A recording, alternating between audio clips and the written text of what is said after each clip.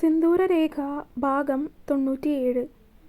അമ്മ മുറിയിലേക്ക് പോകുന്നത് കണ്ടിട്ടും അടുത്തതിനി എന്ത് ചെയ്യണം എന്ന ആലോചനയിലായിരുന്നു മനു അപ്പോഴും.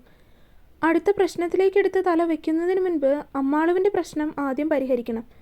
അടുത്തുണ്ടായിരുന്നിട്ടും അവളോട് മിണ്ടാതെ ശ്വാസം മുട്ടുന്നത് പോലെയാണ് ഓരോ നിമിഷവും ഇപ്പോൾ കഴിച്ചു കൂട്ടുന്നത്. ഒടുക്കം ഒത്തിരി നേരം അങ്ങനെ ആലോചിച്ചു കഴിഞ്ഞപ്പോഴാണ് ഹോസ്പിറ്റലിൽ പോകാൻ തന്നെ അവൻ തീരുമാനിച്ചു. ഭക്ഷണം കഴിക്കാനൊന്നും തോന്നിയില്ല. നേരെ പോയി കുളിച്ചൊരുങ്ങി താഴേക്ക് വന്ന് കീ ഹോൾഡറിൽ നോക്കിയപ്പോഴാണ് കാറിൻ്റെ കീ ഇല്ലെന്ന് അറിയുന്നത്. നോക്കുമ്പോൾ അമ്മയുടെ കാറിൻ്റെ കീയും ഇല്ല. അമ്മേ, കാർ എവിടെ? നിൻ്റെ കാർ അമ്മാൾ കൊണ്ടുപോയില്ലേ? അതല്ല, അമ്മയുടെ കാർ എവിടെ? അത് സർവീസ് ചെയ്യാൻ കൊടുത്തിരിക്കുവാണ്, കിട്ടാൻ 2 ദിവസം കഴിയും. അത് കേട്ടതും അവൻ ദേഷ്യത്തോടെ മുറിയിൽ നിന്ന് പുറത്തേക്ക് ഇറങ്ങി. അമ്മ പുറത്തേക്ക് വന്ന് നോക്കുമ്പോൾ ഫോണിൽ എന്തോ ചെയ്ത് ഗേറ്റിൻ്റെ അടുത്തേക്ക് നടന്നു പോകുന്നവനെയാണ് കാണുന്നത്. അമ്മ അവനെ നോക്കി നിൽക്കുമ്പോൾ തന്നെ അവൻ ടാക്സിയിൽ കയറി പോവുകയും ചെയ്തു. അത് നോക്കി ഒന്ന് നിശ്വസിച്ചുകൊണ്ട് അമ്മ അകത്തേക്ക് കയറി. എടി നോക്കിയേ, മാനവ് സാറല്ലേ ആ വരുന്നത്? ഹോസ്പിറ്റലിൻ്റെ റിസപ്ഷനിലിരിക്കുന്ന പെൺകുട്ടികൾ 2 പേരും പുറത്തേക്ക് നോക്കി അടക്കം പറഞ്ഞു. നോക്കുമ്പോൾ എല്ലാവരുടെയും ശ്രദ്ധ അവൻ്റെ നേർക്കായിട്ടുണ്ട്. ഹോസ്പിറ്റലിൽ അധികം ആൾത്തിരക്കില്ലാത്ത സമയമായിരുന്നു. അതുകൊണ്ട് തന്നെ അവിടെയുള്ളവരുടെയൊക്കെ ശ്രദ്ധ പെട്ടെന്ന് തന്നെ മനുവിൽ വന്ന് വീണു. മനു അവിടുന്ന് നേരെ ദേവനിലയത്തിലേക്കായിരുന്നു പോയത്. അവിടെ നിന്ന് അവൻ്റെ സ്വന്തം റോയൽ എൻഫീൽഡ് ഹണ്ടർ 350 ആയിട്ട് വളരെ ക്ലാസിക് ലുക്കിലാണ് ആൾ ഹോസ്പിറ്റലിലേക്ക് എത്തിയിരിക്കുന്നത്. അതും തീർത്തും കാഷ്വൽ ആയിട്ടുള്ള ഡ്രസ്സിങ്ങിൽ. ഒരു നോർമൽ ഷർട്ടും ലൂസ് ഫിറ്റ് ലിനൻ പാൻസുമാണ് അവൻ്റെ വേഷം. ഉള്ളിൽ പലവിധ ചിന്തകളായതുകൊണ്ട് തന്നെ വിഷ് ചെയ്യുന്നവരെ ഒന്ന് നോക്കുക പോലും ചെയ്യാതെയാണ് അവൻ തന്നെ ക്യാബിനിലേക്ക് കയറിപ്പോയത്. ക്യാബിനിൽ വന്നിരുന്നപ്പോൾ തന്നെ അവിടെയുള്ള അവൻ്റെ ടെലിഫോൺ ബെല്ലടിച്ചു. അത് കേട്ടപ്പോൾ തന്നെ അവനെന്ത് ദേഷ്യമാണ് തോന്നിയത്. സാർ, ഇന്ന് ഇൻ്റർവ്യൂ എടുക്കാനുള്ള കാൻഡിഡേറ്റ്സ് എത്തിയിട്ടുണ്ട്, അവരോട് വരാൻ പറയട്ടെ. എടുത്തപ്പോൾ തന്നെ റിസപ്ഷനിൽ നിന്നുള്ള ആളാണ് വിളിച്ചിരിക്കുന്നത്. അവൻ ദീർഘമായിട്ട് ഒന്ന് ശ്വാസം വലിച്ചു വിട്ടു. Ask them to go to our Kanningad branch. Madhav will take the interview there. അവർക്ക് വേണ്ടുന്ന ട്രാൻസ്പോർട്ടേഷൻ ഫെസിലിറ്റി അവൈലബിൾ ആക്കിയേക്ക്. അത് പറഞ്ഞ് അവൻ ഫോൺ വെച്ചു. നേരെ ഉണ്ണിയെ വിളിച്ചു. ഉണ്ണി, ഐ ആം ലിറ്റിൽ ബിസി, അതുകൊണ്ട് ഇന്നത്തെ ഇൻ്റർവ്യൂ നീ ഒന്ന് ഹാൻഡിൽ ചെയ്യണം. ഏട്ടാ, ബട്ട് എനിക്ക് പേഷ്യൻസ് ഉണ്ട്. നീ സീനിയർ ഡോക്ടേഴ്സിനെ അറേഞ്ച് ചെയ്താലും മതി, ബട്ട് ട്രസ്റ്റബിൾ ആയിരിക്കണം. And appoint Sania Cyril if she qualifies. എന്തായാലും സാം അവൾക്ക് വേണ്ടിയിട്ട് ഇവിടുത്തെ ഇൻ്റർവ്യൂ രീതികളും ബേസിക് ക്വസ്റ്റ്യൻസും ഒക്കെ പറഞ്ഞു കൊടുക്കാതിരിക്കില്ല. I feel she will crack the session. Okay ഏട്ടാ. അവൻ പറഞ്ഞതും ഉണ്ണി അതുപോലെ അനുസരിച്ചിരുന്നു. ഏട്ടാ, ഏട്ടൻ ഓക്കെ അല്ലേ? നോ, ഞാൻ ഓക്കെ അല്ല. മെൻ്റലി ഫിസിക്കലി ഒന്നും ഞാൻ ഓക്കെ അല്ല. അവൻ്റെ ചോദ്യത്തിൽ തന്നെ വളരെ സ്ട്രെസ്ഡായ രീതിയിലായിരുന്നു മനു മറുപടി കൊടുത്തത്. ഏട്ടാ, അത് പിന്നെ എന്താ? ഒന്നുമില്ല. ഉണ്ണി അവനോട് എന്തോ പറയാൻ വന്നുവെങ്കിലും അത് പകുതി വഴിക്ക് നിർത്തി. ഏട്ടൻ ആദ്യം അമ്മാളുമായിട്ടുള്ള പ്രശ്നം എങ്ങനെയെങ്കിലും പരിഹരിക്കാൻ നോക്ക്, ഇല്ലെങ്കിൽ അതിനിയും കൂടുകയേ ഉള്ളൂ. പറയാൻ എളുപ്പമാണ് ഉണ്ണി, പക്ഷെ ഞാൻ ചെയ്തതും ഇപ്പോഴുള്ള അവളുടെ എന്നോടുള്ള പെരുമാറ്റവും വെച്ച് അതത്ര എളുപ്പമുള്ള കാര്യമാണെന്ന് എനിക്ക് തോന്നുന്നില്ല. Don't be get over stressed ഏട്ടാ. ഉണ്ണി പറഞ്ഞതിന് മനു ഒന്ന് മൂളി. ഇരുന്നിട്ട് സമാധാനം തോന്നുന്നില്ല. ഓരോന്നാലോചിച്ച് അങ്ങനെ ഇരിക്കുമ്പോഴാണ് വീണ്ടും റിസപ്ഷനിൽ നിന്ന് കോള് വരുന്നത്. ഹോസ്പിറ്റലിൻ്റെ സെർവർ ഡൗൺ ആണെന്ന്. അത്യാവശ്യം സോഫ്റ്റ്വെയർ റിലേറ്റഡ് ആയിട്ടുള്ള കാര്യങ്ങളൊക്കെ അറിയാവുന്നത് കൊണ്ട് തന്നെ മനു തന്നെ നോക്കാമെന്ന് കരുതി. സിസ്റ്റത്തിൽ അത് നോക്കിയിരിക്കുന്ന സമയം പെട്ടെന്ന് ഒന്നിൽ അവൻ്റെ കണ്ണു നുടക്കി. അവനത് ഓപ്പണാക്കി നോക്കി. ഞെട്ടലോടെ അവൻ്റെ കണ്ണുകളും ഇഴിഞ്ഞു പോയി. ഇരുന്നിടത്ത് തന്നെ അവനൊന്ന് സ്തംഭിച്ചിരുന്നു പോയി. അവൻ വീണ്ടും അതിലേക്കൊന്ന് നോക്കി. അങ്ങനെ തന്നെ സിസ്റ്റം ഷട്ട് ഡൗൺ ചെയ്ത് അവൻ അവിടെ നിന്ന് എഴുന്നേറ്റു. രാത്രിയിൽ കാറ് വരുന്ന ശബ്ദം കേട്ടതും അമ്മ പുറത്തേക്ക് ഇറങ്ങി വന്നു. ഉണ്ണിയാണ് വന്നിരുന്നത്. മനു അവിടെ? കാറിൻ്റെ പിൻസീറ്റിലേക്ക് നോക്കിക്കൊണ്ട് അമ്മ ഉണ്ണിയോടായി ചോദിച്ചു. അത് കേട്ടതും അവൻ്റെ മുഖം സംശയത്തോടെ ചുളിഞ്ഞു. ഏട്ടൻ വന്നില്ലേ? ഇല്ല, വരുന്ന സമയമായല്ലേ ഉള്ളൂ. ഏട്ടൻ ഹോസ്പിറ്റലിൽ നിന്ന് ഉച്ചയ്ക്ക് ഇറങ്ങിയല്ലോ. അവൻ സംശയത്തോടെ ചോദിച്ചു. ഉച്ചയ്ക്കോ? അവൻ എന്നിട്ട് ഇങ്ങോട്ട് വന്നില്ലല്ലോ. അമ്മയ്ക്ക് നിമിഷ നേരം കൊണ്ട് ആദിയായി. എന്താ അമ്മേ എന്ന് ചോദിച്ച് അപ്പോഴേക്കും അമ്മാളും അങ്ങോട്ടെത്തി. ഒന്നുമില്ല, മനു ഹോസ്പിറ്റലിൽ നിന്ന് ഇവൻ്റെ കൂടെ വന്നില്ല എന്ന് പറഞ്ഞതാണ്. എന്നിട്ട് മനുവേട്ടൻ എവിടെ?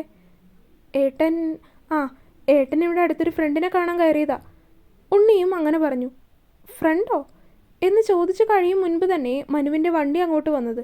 വണ്ടി പാർക്ക് ചെയ്ത് ഹെൽമെറ്റ് ഊരി ആരെയും നോക്കാതെ അവൻ അകത്തേക്ക് കയറാനൊരുങ്ങി. കുടിച്ചിട്ടുണ്ടോ നീ? അമ്മയെ മറികടന്ന് അവൻ പോകാൻ ഒരുങ്ങിയതും അമ്മ അവനോട് ചോദിച്ചു. ഉണ്ട്. അത്രമാത്രം പറഞ്ഞ് അവൻ അകത്തേക്ക് കയറിപ്പോയി. അമ്മാളും ഉണ്ണിയൊക്കെ അവനെ തന്നെ നോക്കി നിൽക്കുകയായിരുന്നു. അവരാരെയും നോക്കാതെ അവൻ അകത്തേക്ക് കയറിപ്പോയി. അമ്മാളുവിൻ്റെ കണ്ണുകൾ ഒന്ന് ചുവന്ന് കലങ്ങി. കരഞ്ഞില്ല, എങ്കിലും ഉള്ളിൽ സങ്കടം അങ്ങനെ തിങ്ങി വിങ്ങി.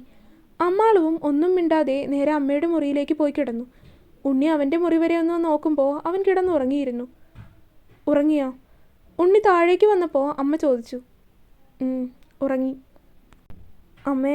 അമ്മ ഇടപെട്ടായാലും ഇവരുടെ ഈ പ്രശ്നം ഒന്ന് പരിഹരിക്കമ്മ. എത്ര നാളാണിങ്ങനെ? ഇതിപ്പോൾ രണ്ടുപേരും രണ്ട് ധ്രുവങ്ങളിൽ എന്ന പോലെയാണ്. എങ്ങനെ പോരുന്നതാണ് ഇതിപ്പോൾ ആകെ. ഉണ്ണി അങ്ങനെ പറഞ്ഞ് സോഫയിലിരുന്ന് രണ്ട് കൈയും തലയിൽ കൊടുത്തുപോയി. ഞാൻ പറയാൻ നിന്നാൽ അമ്മാൾ പറയുമ്പോൾ എനിക്കൊന്നും പറയാനുണ്ടാവില്ല ഉണ്ണി. എങ്കിലും സാരമില്ല, നാളത്തെ കൊണ്ട് ഈ പ്രശ്നത്തിനൊരു പരിഹാരം ഉണ്ടാക്കണം. നോക്കട്ടെ. അമ്മ അത് പറഞ്ഞ് ഒന്ന് നിശ്വസിച്ചു. അമ്മ ഉണ്ണിയോട് സംസാരിച്ചു കഴിഞ്ഞ് മുറിയിലേക്ക് വന്നപ്പോൾ കാണുന്നത് മുറിയിൽ ഉറങ്ങുന്ന അമ്മാളുവിനെയാണ്. അത് കണ്ടതും അമ്മയ്ക്കും പാവം തോന്നി. ഭക്ഷണം കഴിക്കാതെയാണ് കിടക്കുന്നത്. എങ്കിലും ഉറങ്ങുന്നത് കണ്ടപ്പോൾ അമ്മ വിളിക്കാൻ നിന്നില്ല. അവളുടെ തലയിലൊന്ന് തലോടിക്കൊണ്ട് അമ്മയും അവളുടെ അടുത്ത് വന്ന് കിടന്നു. ലൈറ്റ് ഓഫായി കഴിഞ്ഞതും അമ്മാള് കണ്ണു തുറന്നിരുന്നു. അതേ നിമിഷം അവളുടെ കണ്ണുകളിൽ നിന്ന് കണ്ണുനീരൊഴുകിയിറങ്ങി. തേങ്ങലടക്കാൻ അവൾ പാടുപെട്ടുവെങ്കിലും അവളുടെ കരച്ചിലടുത്തുള്ള അമ്മ പോലും അറിഞ്ഞിരുന്നില്ല. പിറ്റേ ദിവസം അമ്മയാണ് ആദ്യം ഉണർന്നത്. അമ്മാളും അപ്പോഴും ഉറക്കമാണ്. അവളെ ഒന്ന് നോക്കിക്കൊണ്ട് അമ്മ മനുവിനെ നോക്കാനായി മുകളിലേക്ക് പോയി. ഇന്നലെ രാത്രി അങ്ങനെ വന്നതുകൊണ്ട് കിടന്നിട്ടൊരു സമാധാനം ഇല്ലായിരുന്നു. ഇടക്കുണരും. അതുകൊണ്ട് അമ്മ എഴുന്നേറ്റ് ആദ്യം അവൻ്റെ മുറിയിലേക്കാണ് പോയത്. അവിടെ വന്ന് നോക്കുമ്പോൾ മനു ഉറക്കമാണ്. അവനെ ഒന്ന് നോക്കി അമ്മ പുറത്തേക്കിറങ്ങി. ചായ വെക്കാമെന്ന് കരുതി അടുക്കളയിലേക്ക് നടന്ന് കുറച്ചു നേരം കഴിഞ്ഞപ്പോൾ ഹാളിൽ എന്തോ അനക്കം കേട്ടു. അമ്മാളും അല്ലെങ്കിൽ ഉണ്ണി ഉണർന്നു കാണും എന്നാണ് കരുതിയത്. എങ്കിൽ പിന്നെ അവർക്ക് കൂടിയുള്ള ചായ ഉണ്ടാക്കാമെന്ന് കരുതി ചായയൊക്കെ ഗ്ലാസ്സിലേക്ക് പകർത്തി ഹാളിലേക്ക് നടന്നപ്പോൾ മുന്നിലെ ഡോറ് തുറന്നു കിടക്കുന്നു. ചായ മേശമേൽ വെച്ച് മുന്നിലേക്ക് വന്ന് നോക്കിയപ്പോൾ മനു അവൻ്റെ ബൈക്ക് എടുത്ത് ഗേറ്റ് തുറന്ന് പുറത്തേക്ക് പോയിരുന്നു. മനു! സ്പീഡിൽ പോകുന്നവനെ പിന്നിൽ നിന്ന് അമ്മ വിളിച്ചുവെങ്കിലും അവൻ കേട്ടില്ലായിരുന്നു. അങ്ങനെ തന്നെ അമ്മ അകത്തേക്ക് കയറിയപ്പോൾ കണ്ടത് അമ്മാളുവിനെയാണ്. ഇന്നലെ രാത്രി നന്നായിട്ട് കരഞ്ഞതുകൊണ്ട് അവളുടെ കണ്ണും മുഖവും ഒക്കെ ആകെ വീർത്തിരിക്കുവാണ്. അമ്മാളും എപ്പോൾ എഴുന്നേറ്റു? സ്വാഭാവികം എന്ന പോലെ അമ്മ അവളോട് ചോദിച്ചു. ഞാനിപ്പോൾ എഴുന്നേറ്റതാ. മനുവേട്ടൻ എങ്ങോട്ട് പോയി? അറിയില്ല, ഞാൻ വിളിച്ചിട്ട് കേട്ടില്ല. അമ്മാള് വന്ന് ചായ കുടിക്ക്. അമ്മ മേശമേൽ വെച്ചിരുന്ന ചായ എടുത്ത് കുടിക്കാൻ പറഞ്ഞു. പക്ഷേ അമ്മാള് വന്നതുപോലെ തന്നെ മുറിയിലേക്ക് കയറിപ്പോയി. കുളിയൊക്കെ കഴിഞ്ഞ് അവൾ പുറത്തേക്കിറങ്ങി. ഡ്രസ്സൊക്കെ മാറി കോളേജിൽ പോകാൻ സാരിയൊക്കെ ഉടുത്തു. അപ്പോഴേക്കും ഉണ്ണിയും ഡ്രസ്സൊക്കെ മാറി വന്നിട്ടുണ്ട്. ആരും പരസ്പരം ഒന്നും മിണ്ടിയില്ല. ഭക്ഷണം കഴിച്ചു കഴിഞ്ഞ് അമ്മാള് പോകാനിറങ്ങി. അമ്മാളു, എനിക്ക് കുഴപ്പമൊന്നുമില്ലമ്മേ, ഞാൻ പോയിട്ട് വരാം. അമ്മ അവളെ വിളിച്ചപ്പോൾ തന്നെ അതെന്തിനാണെന്ന് മനസ്സിലായതുപോലെ അമ്മയെ നോക്കി ഒന്ന് പുഞ്ചിരിച്ച് അവൾ പോകാനിറങ്ങി. അതിനു മുൻപ് അവിടെ വെച്ചിരിക്കുന്ന കൃഷ്ണഭഗവാന്റെ മുന്നിൽ നിന്ന് ഒന്ന് പ്രാർത്ഥിക്കാനും അവൾ മറന്നില്ല. മനു നേരെ ദേവനിലയത്തിലേക്കാണ് വന്നത്. വീട്ടിൽ അവളുടെ സാമീപ്യത്തിൽ അവളോട് മിണ്ടാതിരിക്കുക എന്നത് അവനെ സംബന്ധിച്ച് വളരെ ബുദ്ധിമുട്ടും അതിലുപരി മനസ്സിന് വല്ലാത്ത വിഷമവും തോന്നുന്നൊരു കാര്യമായിരുന്നു. അതുകൊണ്ട് ഉണർന്നപ്പോൾ തന്നെ അവളെ കാണാതെ എങ്ങോട്ടെങ്കിലും പോയി കളയാനാണ് അവന് തോന്നിയത്. അത് കാരണമാണ് രാവിലെ ഉണർന്നപ്പോൾ തന്നെ ആരോടും പറയാതെ ഇറങ്ങിപ്പോകുന്നത്. അവിടെ അങ്ങനെ നിൽക്കുമ്പോൾ എല്ലാവർക്കും താനൊരു ശല്യമാകുന്നത് പോലെയൊക്കെ തോന്നാൻ തുടങ്ങി അവന്. ഇതിനിടയിൽ ഉണ്ണി വിളിച്ചിരുന്നു. ഫോണെടുത്ത് ദേവനിലയത്തിലുണ്ടെന്ന് പറഞ്ഞു. അവൻ അങ്ങോട്ട് വരാമെന്ന് പറഞ്ഞുവെങ്കിലും വേണ്ടെന്ന് തന്നെ തീർത്ത് പറഞ്ഞു. എങ്കിലും ഹോസ്പിറ്റലിൽ പോയിട്ട് വൈകിട്ട് അങ്ങോട്ട് വരാമെന്നൊക്കെ പറഞ്ഞു ഉണ്ണി ഫോൺ വെച്ചു. മനു അന്നത്തെ ദിവസം മുഴുവൻ അവിടെ ഇരിക്കുമായിരുന്നു. ബോധം മറയുന്നത് വരെ കുടിച്ച് ഒന്നും അറിയാതെ സുഖമായിട്ട് കിടന്നുറങ്ങണം എന്നവനുണ്ടായിരുന്നു.